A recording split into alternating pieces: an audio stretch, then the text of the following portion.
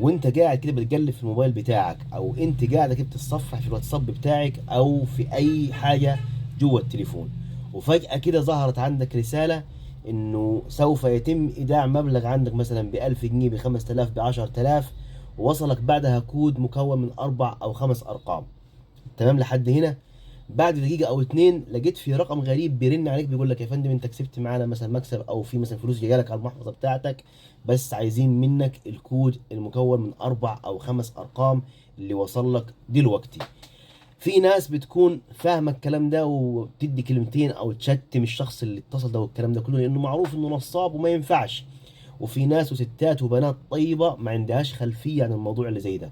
فالنصيحة اللي عايز اقدمها لك او اقدمها لك، لما تكوني انت بتتصفحي او بتقلبي في التليفون او انت شغال على الموبايل بتاعك وتجي لك رسالة بالطريقة دي، احذفها على طول. ولو واحد كلمك ورنك قال لك ابعت لي الكود، اوعى تبعت له الكود اللي وصلك في الرسالة. ده هيعمل ايه؟ بمجرد انت ما تملي له الكود المكون من 4 أو 5 أرقام، هو هيخش على المحفظة بتاعتك سواء فودافون كاش، اتصالات كاش، ايا كانت، او محفظة بنكية، وهيسحب منها كل الفلوس الموجودة داخل المحفظة، وهتفضل تلف حوالين نفسك ومش هتعرف تعمل حاجة. فلما يجي لك كود من حد او مبلغ من رسالة جالك انك انت هتكسب معنا كذا او في مبلغ هيوصل لك ومن الكود، اوعى تبعت الرسالة دي لحد.